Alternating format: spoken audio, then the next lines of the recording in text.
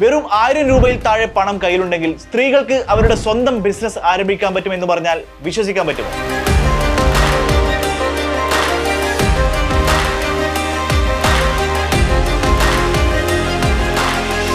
നമ്മുടെ നാട്ടിലെ സ്ത്രീകൾക്ക് അധികം അറിയാത്ത ഒരു കേന്ദ്ര സർക്കാർ പദ്ധതി, അതാണ് മഹിളാ സമൃദ്ധി യോജന. എന്താണ് മഹിളാ സമൃദ്ധി യോജന? ആർക്കൊക്കെ ഇതിൽ അപ്ലൈ ചെയ്യാൻ പറ്റും? എന്തൊക്കെയാണ് ഇതിന്റെ ബെനിഫിറ്റ്സ്?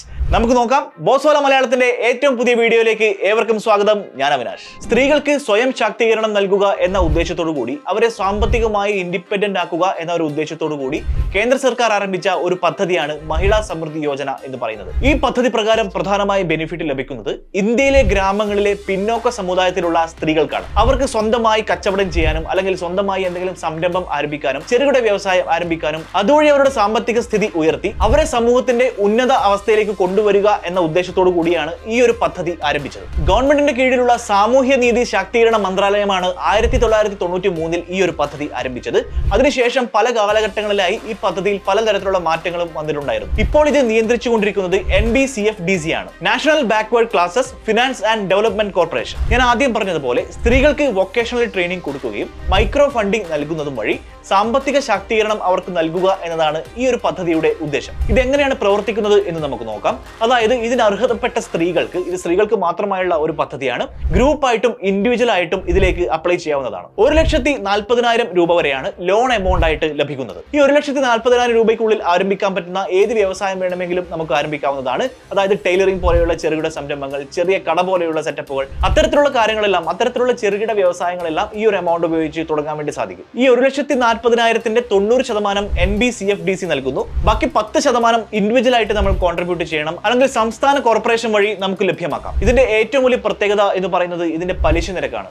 വെറും 4% മാത്രമാണ് ഈ ഒരു മഹിളാ സമൃദ്ധി യോജനയുടെ പലിശ നിരക്ക് എന്ന് പറയുന്നത്.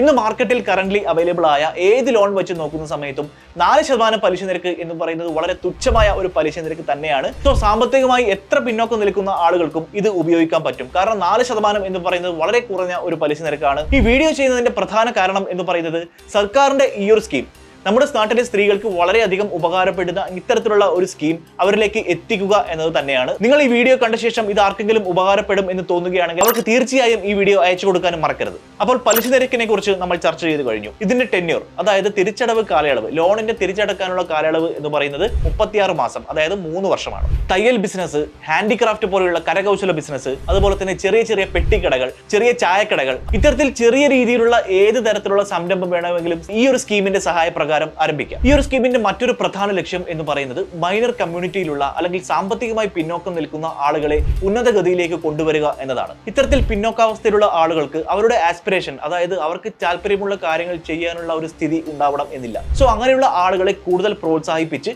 അവരെ മുൻപന്തിയിലേക്ക്, സമൂഹത്തിന്റെ മുൻനിരയിലേക്ക് കൊണ്ടുവരിക എന്നതാണ് ഈ ഒരു സ്കീമിന്റെ മറ്റൊരു പ്രധാന ഉദ്ദേശം. അതുപോലെ തന്നെ സാമ്പത്തികമായി കഴിവില്ലാത്ത ആളുകളെ കൂടുതൽ ഉദ്ബോധിപ്പിക്കുക, അവരെ കൂടുതൽ സാമ്പത്തികമായി നല്ല സ്ഥിതിയിലേക്ക് കൊണ്ടുവരിക എന്നൊരു ഉദ്ദേശവും ഇതിനുണ്ട്. മഹിളാ സമൃദ്ധി യോജന പ്രകാരം ഒരു ലോൺ എടുത്തു കഴിഞ്ഞ് അത് റീപേയ്മെന്റ് കൃത്യമായിട്ട് ചെയ്തു കഴിഞ്ഞാൽ, തിരിച്ചടവെല്ലാം പ്രോപ്പറായിട്ട് ചെയ്തു കഴിഞ്ഞാൽ NSFDC വഴിയുള്ള മറ്റേത് സ്കീം വഴിയും ലോൺ ലഭിക്കാൻ വളരെ ഈസി ആയിരിക്കും. മഹിളാ സമൃദ്ധി യോജന പ്രകാരം ലോൺ എടുക്കാൻ ആവശ്യമായ എലിജിബിലിറ്റി ക്രൈറ്റീരിയ, അതായത് യോഗ്യതാ മാനദണ്ഡങ്ങൾ എന്തൊക്കെയാണെന്ന് നമുക്ക് പരിശോധിക്കാം. ആദ്യത്തെ കാര്യം, 18 വയസ്സ് മുതൽ 55 വയസ്സ് വരെ പ്രായമുള്ള സ്ത്രീ ആയിരിക്കണം ലോണിന് അപ്ലൈ ചെയ്യുന്നത്. 18 വയസ്സിൽ കുറവോ 55 വയസ്സിൽ കൂടുതലോ ഉള്ള സ്ത്രീകൾക്ക് ഇത് ലഭ്യമാകുകയില്ല. പ്രതിവർഷ വരുമാനം 3 ലക്ഷം രൂപയിൽ താഴെയുള്ള SC, ST, OBC കാറ്റഗറിയിലുള്ള സ്ത്രീകൾക്കും, അതുപോലെ തന്നെ കുടുംബത്തിന്റെ സാമ്പത്തികം എന്ന് പറയുന്നത് വളരെ തുച്ഛമായിട്ട് മാത്രം ഉള്ള സ്ത്രീകൾക്കുമാണ് ഈ ഒരു യോജന പ്രകാരം ലോൺ എടുക്കാൻ സാധ്യമാകുന്നത്.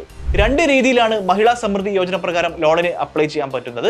ഒന്ന് ഓഫ്ലൈനായും ഒന്ന് ഓൺലൈനായും. NSFDCയുടെ വെബ്സൈറ്റ് വഴിയോ അല്ലെങ്കിൽ സ്റ്റേറ്റ് ഗവൺമെന്റ് പോർട്ടൽ വഴിയോ ഓൺലൈനായിട്ട് ഇതിന് അപ്ലൈ ചെയ്യാം. ഓഫ്ലൈൻ ആയിട്ട് അപ്ലൈ ചെയ്യുന്ന സമയത്ത് ഒരു ആപ്ലിക്കേഷൻ ഫോം ഇതിന്റെ വെബ്സൈറ്റിൽ നിന്നും ലഭ്യമായിരിക്കും.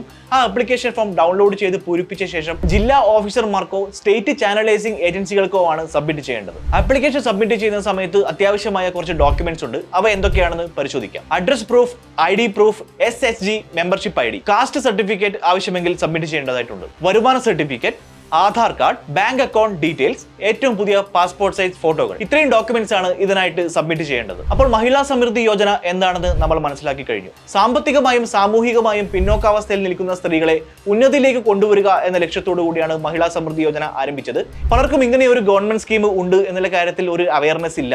കാരണം അത്തരത്തിലൊരു അവയർനെസ് ഉണ്ടാക്കുക എന്നതാണ് ഇന്ന് ഈ വീഡിയോയുടെ ഉദ്ദേശം. ഞാൻ ആദ്യം പറഞ്ഞതുപോലെ വളരെ കുറഞ്ഞ പലിശ നിരക്കിൽ വെറും 4% പലിശ നിരക്കിൽ ലഭിക്കുന്ന ഒരു ലോൺ എമൗണ്ട് ചെറുകിട കച്ചവടങ്ങൾ ആരംഭിക്കുന്നതിന് അല്ലെങ്കിൽ ചെറുകിട ബിസിനസ് നമുക്ക് ആരംഭിക്കാൻ സ്ത്രീകൾക്ക് ഏറ്റവും സഹായകമാകുന്ന ഒരു സർക്കാർ പദ്ധതി തന്നെയാണിത്. ഈ ഒരു പദ്ധതിയെ കുറിച്ച് എന്തെങ്കിലും സംശയമുണ്ടെങ്കിൽ നിങ്ങൾ ഈ വീഡിയോയ്ക്ക് താഴെ കമന്റായി രേഖപ്പെടുത്തുക. വീഡിയോ കൂടുതൽ ആളുകളിലേക്ക് ഷെയർ ചെയ്യാനും മറക്കരുത്. ഇതുപോലുള്ള കൂടുതൽ ഇൻഫോർമേറ്റീവ് ആയിട്ടുള്ള വീഡിയോകൾക്ക് ബോസ് വാല മലയാളം ചാനൽ സബ്സ്ക്രൈബ് ചെയ്യാനും മറക്കരുത്. മറ്റൊരു വീഡിയോയുമായി വീണ്ടും കാണാം. By. Boss Wala. Be the boss.